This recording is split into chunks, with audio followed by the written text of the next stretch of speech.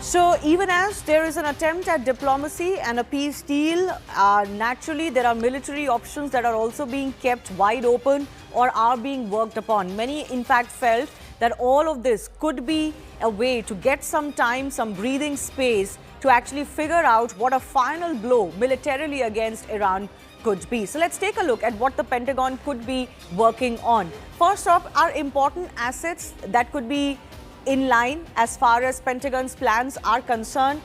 We've been talking a lot about Karg Island. This is an important establishment for Iran.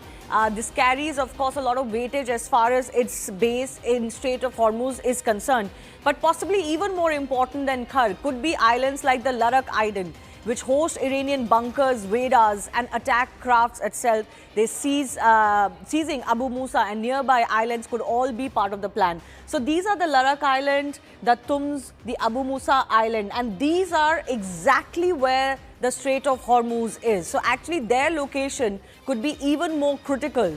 And when it comes to freeing or taking control of the Strait of Hormuz is concerned, this is something we are being told that the Pentagon could be working on. But let's also take a look at the US reinforcements. What we've seen so far, there is the 82nd very elite airborne battalion that the strength of about 2,000 to 3,000 troops has been reported. This is being sent, has already been moved to the Middle East. This could be very important in, again, capturing some key assets as far as Iran is concerned.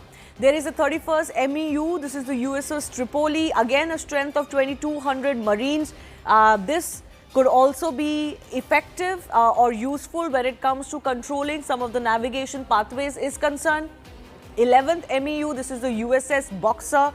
2,500 Marines on this as well. Remember, all of this is being worked out with an eye that US President Donald Trump hasn't shied away from saying in public glare, which is that they do want a control over the Strait of Hormuz. Iran has been very persistent. They're not going to allow that. And if that is happening, there certainly couldn't be any deal worked out. So could there be a final blow being worked on militarily by the Americans? Let's also get our colleague Siddhant Mishra on in this. Siddhant, you know, it's very difficult to predict military action. Yeah. No country is going to actually talk about it very openly, even though we've got Donald Trump telling us everything that US wants to do or is doing. Even he possibly wouldn't disclose everything. And, you know, there is this whole sentiment that this whole pause, this ceasefire, these negotiations could all be a ruse to actually prepare for a final blow. Well, that's right. In fact, Iranians on the very first day said this, that this could be US administration's strategy to buy more time so that they can replenish their resources, they can put more troops in GCC, so on and so forth. So Iranians are still suspicious of this entire ceasefire pitch coming from the Trump administration via Pakistan.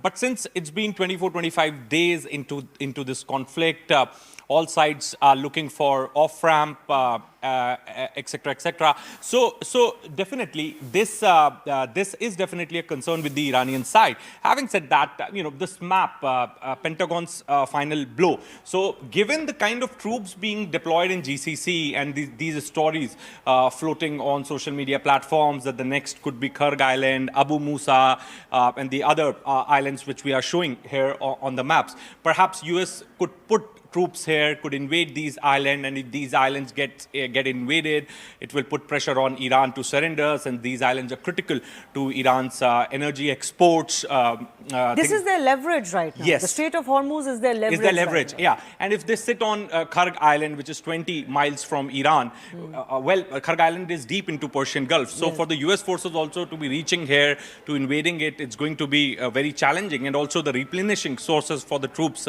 deployed here is going to be very challenging. So they say that if they occupy these islands, that's the kind of a strategic view right now, then it would be easy for them to open Hormuz and took pressure on There's also Iran. this news floating around that they could actually have boots on ground in mainland Iran to take control of the enriched uranium that Iran already has, because one of the conditions of the deal is that US wants control of that. But let's also take a look at what could be Iran's biggest strength in any conflict.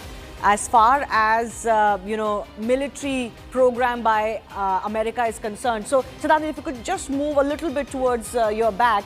This is, the geographical advantage that Iran enjoys. From the Zagros in the west to the Alborz in the north, towering mountain ranges, they act as natural barriers, making any ground invasion difficult. But also remember, any foreign force would not know these rugged terrains the way that a local force would know. So there will be no quick victory. Any advancing force would face slow, costly movement across these hostile landscapes. Add to that the sheer size of Iran. It's 4 times larger than Iraq. So lots of people have been making the comparison between what happened in Iraq versus what is possible in Iran. The population also is much larger in Iran. It's not as easy to control a country this large and this populous. Far more complex to control or occupy. Then comes the Strait of Hormuz that we've been talking about, a critical choke point that gives Iran a leverage power over global oil shipping. That also, as we just pointed out to you, there are still mines, etc., that have been laid by the IRGC here. They are very effective in controlling this. They still seem to have ammunition to hit back if there's any attempts made on these islands, on the strait itself.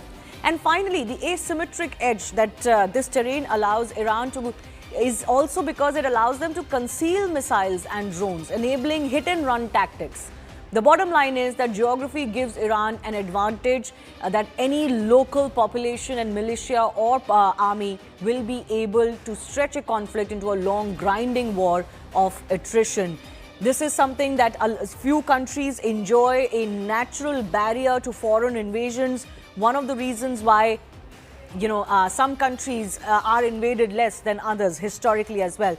My colleague Siddhant continues to be with us. So geographical advantage, Siddhant, as far as Iran is concerned, it's not only about having these mountainous barriers, it's also about the fact that a foreign force will always take some time to figure out, while local forces will always be more aware of how to counter these natural forces. Well, that's right, Shivani. And in fact, the terrain plays a very important role when it comes to ground invasion, putting troops on ground. And who else understands it better than the United States? Because they fought war in Afghanistan, being on ground, troops on ground, and they had significant defeats also all throughout because of the terrain. So any day taking decision to put troops on ground, maybe Kharg Island, maybe some of the islands in the Persian Gulf, but in the mainland is going to be a huge task and unless perhaps a big you're only decision. Targeting a few pockets, for example, like that uranium facility, any nuclear facility or uranium enriched uranium